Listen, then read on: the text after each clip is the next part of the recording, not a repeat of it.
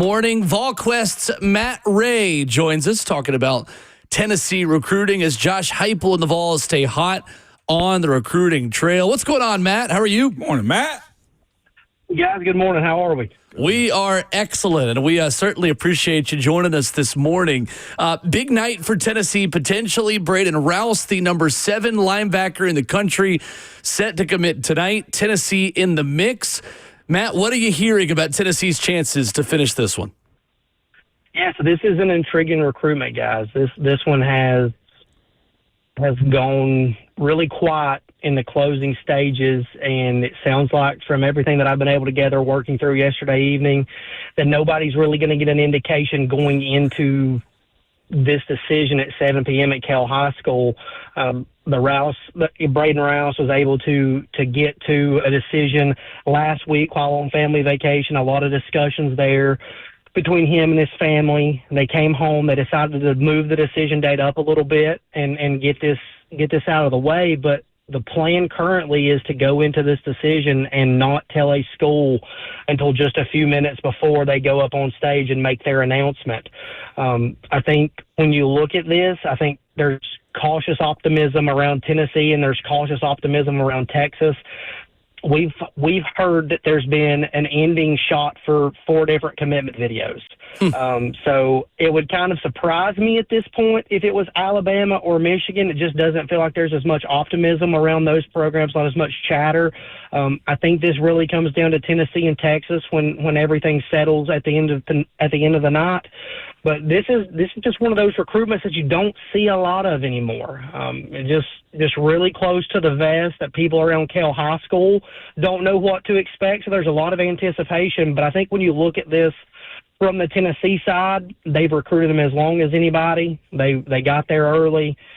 They've probably still got the best relationships. I think there's a lot of positives that work in Tennessee's favor that leads to that cautious optimism. But Texas really put their best foot forward, as we've been saying over at VolQuest for some time. They made a big pitch to Braden Rouse during his official visit in June.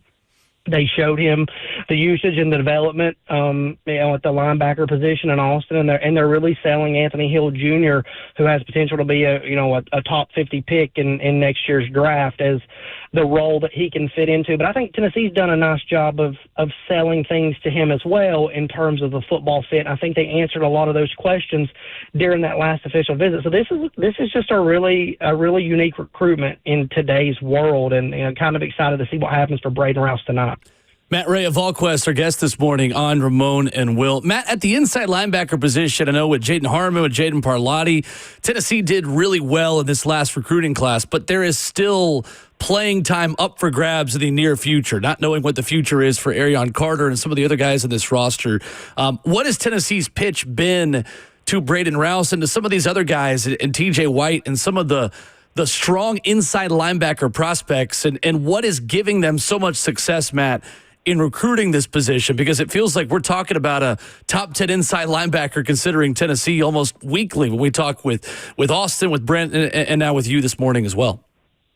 Yeah, no doubt. And I think when you look at Braden Rouse and TJ White and even Braylon Outlaw in this class, who's already committed, a guy that's probably a little bit underrated, kind of forgotten because he committed. So I think when you look at the way that Tennessee's pitched these guys, it's the ability to do everything that you need from a 3-down linebacker, be in the box, be that stand up, come off the edge at times, blitz, drop back into coverage. I think, as I've talked to all of these guys, that's something that they're pretty accustomed to doing at the high school level. We saw, a school like Georgia do a lot more of that with Jalen Walker last fall, obviously. I'm not comparing any of these guys to Jalen Walker, but just the ability to move around and impact the game in multiple ways on multiple downs gives you an opportunity to get on the field, as you said, Will, earlier, play earlier in your career, play more often outside of that special teams role. So I think that's one thing that Tennessee's done a really nice job of. It's a way that they used Keenan Peely a little bit before he got hurt. They kind of moved him around and tried to draw up different things for him, and I think that's resonated pretty well with these guys that Tennessee's recruited. And you look at especially Rouse and TJ White, that's what they do so well at the high school level. They're versatile, they're dynamic, and they want to continue doing that. It was a big part of TJ White's decision, and if Braden Rouse picks Tennessee tonight, it'll be a big part of his decision. No doubt about it. Matt Ray's with us this morning, VolQuest's on 3, talking a little recruiting. Matt, on the other side of things, man, we've been watching, of course, Alabama just get 5-star after 5-star. And some will look at Tennessee's recruitment so far and say, well, where's, the juice behind this one? Is Tennessee been a little bit more strategic on how they get these guys to commit, letting them, space them out a little bit more? Or are they behind a little bit on how you review this recruiting cycle? Yeah, we were talking about this the other day, and you can definitely, Alabama has a ton of juice right now. Georgia went on a really big run to close out June into the 1st of July. For Tennessee, I think when you kind of look at some of these 5-star guys that they've been in on, everybody, kind of starting with Tristan Keys, everybody was pretty well surprised when Tristan Keys decided early. I think some even around Tristan Keys were surprised when he decided early.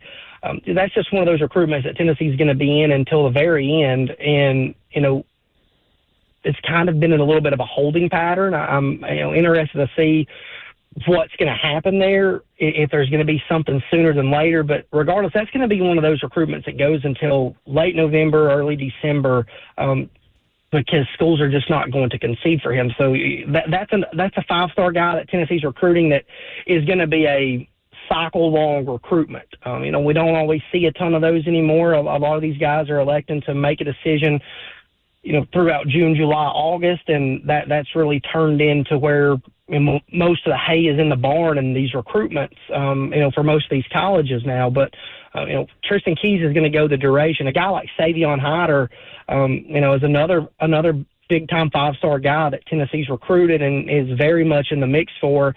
But that's a decision timeline that it's never felt like it would be the summer. It's always felt like, it would be closer to the fall, August, September. He's hinted around at making a decision, announcing his decision date soon, but, still nothing there. Same with a guy like Darius Gray, who Tennessee will remain very much in the mix for up until the end just because of the way they've recruited him. Another guy that's never really said, hey, I want to get this done early. So I think some of that within Tennessee is just some of the guys that they're recruiting and where their timeline is. I don't feel like Tennessee's really behind. I think it's just been, when you look at the way that they are pretty strategic with their official visits, they backload those official visits. Didn't have anybody in the last weekend of May, the first day of June there, and then just a small number in that second week, and then boom, you've got 35 guys on campus in 2 weeks' time. And then from there, you got vacations and folks working into decision mode like what we just saw from Braden Rouse. So I don't feel like Tennessee's behind. I just feel like it's a little bit of a combination of where guys have always been with their timeline and where Tennessee is in terms of backloading those official visits. Matt, you're deep into the recruiting side of things and talk to these guys and parents, and you just understand the world a little bit better than most. The question I have for you, with the Nico Iamaleava exit this spring, does that question come up or that conversation about either Tennessee or Nico when it comes down to recruiting in this era? Ramon, that's not something that I've heard. Okay. I think that's a really good question, but it's not something that I've heard a lot of chatter about. I think the way that Tennessee handled that at the time really kind of answered any of the questions that you need, right? Nobody's bigger than the program. And I think Tennessee really answered that in the handling of the situation, and it was a situation that everybody saw nationally, obviously. So it's not something that I've heard come up, not something that I've heard has been a talking point for recruits at this point. I was just fascinated because you look at the way programs before NIL, you negative recruit almost anything. And I just never knew if that was part of the conversation. I guess now it's dollar bills more than any kind of, drama surrounding recruiting. Sure, yeah. I think absolutely. And obviously negative recruiting is still a key. I think Tennessee still gets negatively recruited over the offense and over the fact that certain things are what they are. I think schools still are going to try to do that. And I think that's one thing in terms of a recruitment like Braden Rouse. I think Tennessee was probably negatively recruited some in terms of their usage and what they do at linebacker. They haven't developed as many guys into draft picks. I think that's something that they've had to answer and overcome in that recruitment over time. So negative recruiting definitely still a thing. I just think now it's a little bit more easy to work around that, as you said, with the NIL and everything else that goes on. And I think Tennessee has handled all of that that's been thrown their way pretty well. Matt Ray of VolQuest's our guest this morning on Ramon and Will. Another big tackle commitment coming up this weekend. 4-star tackle, Tennessee target J.B. Shabazz, picking between Tennessee, South Carolina, and Ohio State. A top 60 player in the country, according to On3. Matt, what can you tell us about the way this recruitment has gone, and where does Tennessee stand on the week of decision day, where, again, they're going up with Ohio State for another tackle, just like they did last year with David Sanders? Yeah, this is an interesting recruitment as well. J.B. Shabazz has not taken a lot of visits. He's not been a very vocal guy in his recruitment, but I think Tennessee really put their best foot forward in June during their official visit. I think they had already shown him a lot. I think he connected pretty well with Glenn Ellerby as Tennessee offered, and he got to know him a little bit more. And I think Tennessee's got a very realistic shot of landing J.B. Shabazz later in this week. Now, it's a recruitment that South Carolina's not going to go away in. Ohio State's definitely a factor. But I think Tennessee has picked up some momentum here of late as there's been some really good conversation. I think the Vols are a very realistic option for J.B. Shabazz. And I don't know that I would have said that as much leading into June. I think there was always some hope that they could get him here and make the most of that visit. I think he was intrigued by Tennessee leading into that visit, but I think now Tennessee is very much a realistic contender to win out later this week for him. Matt, local product Joel Wyatt is a guy we're talking about pretty much every single week at this point, with Austin and with Brent on their weekly spots with us. What has been the reaction to him pushing back his commitment day from this past weekend, and what do you think that means for Tennessee? Yeah, I don't think there's been a ton of shock there. I don't think there's been a lot of surprise in the fact that he decided to push that back. He's continued to have really good conversation with Tennessee. He's continued to have good conversation with several other staffs as well. Oklahoma, Mississippi State, both trying to get involved in that recruitment, trying to get him to campus more in the fall. He's alluded a little bit that that's potentially going to happen. It wouldn't surprise me if it did, but it also wouldn't surprise me if he sets another commitment date in the coming weeks here and sticks to it and makes a decision. I think he's just had so much to weigh out for so long, and he's tried to build the relationships and get to the point of knowing all these schools personally, that now he's got to sit down and figure out all the other factors. And that comes a little bit more naturally as he dives into that a little bit deeper. I still think Tennessee has a tremendous relationship with him. I think Josh Heupel's done a great job of recruiting him. I think Coach Chop, Lavorne Harbin, has done a great job of recruiting him. I think Tennessee as a staff has made him feel like he's a priority every time that he walks through the door. So a lot of things continue to line up and make sense there for Tennessee, in my opinion.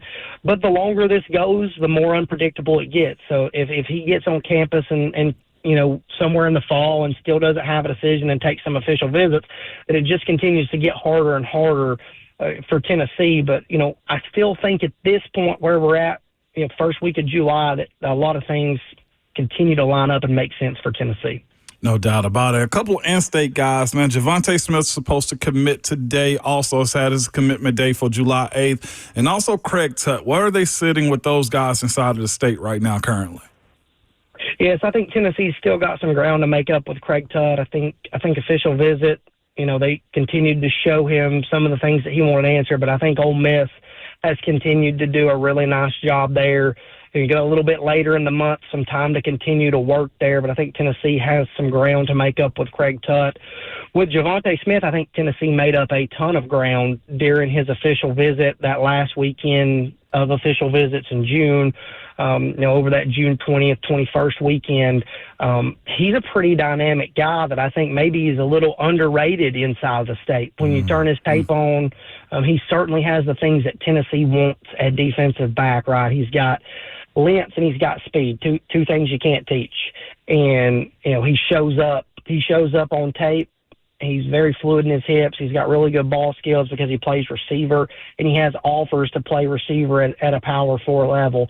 So I think he's a guy that over the winter and the spring, Tennessee's continued to lock more and more and turn the heat up more and more. Arkansas, very much a factor. I think that's really who this comes down to. But I think Tennessee has put their best foot forward and has made, really good strides to be able to potentially land a guy like Javonte Smith around 2:30 Central Time today. Great intel this morning from Matt Ray of VolQuest and On3, VolQuest.com, our partner here on the show, always the best covering Tennessee athletics and Tennessee recruiting. Really appreciate the time, Matt. Thanks so much. Yeah, guys, thanks for having me on. And next time Austin's kicked back in the Mediterranean with his feet up, just give me a call. Absolutely, we will. Thank you. No doubt about it. Appreciate it. All right. See you, guys. There's Matt Ray with us here this morning. Austin Price back with us next week. Yeah, Matt crushed it. He did. Really good stuff. I knew he would. He is such a good reporter and worker. He is, at VolQuest, man. doing a really good job. It's funny. And one more thing, according to Brent Hubbs, man, if you ever get an opportunity to take your shot, you take them at people, okay? I text Hubbs like, man, can I get Matt Ray's number? You know what I'm saying? We're trying to have him on. He's like, yeah, but he's countryed in a sugar sandwich. And there ain't nothing wrong with that, is there? Ain't a thing wrong You're with from Ripley, sandwich. Tennessee. I'm from Nashville. No, we get it. Absolutely A right. little white bread, a little butter, a little toast, a little sugar. Well, Sugar sandwich come is great. on, Hubbs. Hey, that's a cuisine. Gotta ask Brent for his sugar sandwich recipe when he's on with us on Friday. I bet Hubbs make a great tomato sandwich. I guarantee he makes a great tomato sandwich from this garden. I love it. 615-737-1045 is our number. More NFL headlines coming up to wrap up hour 3.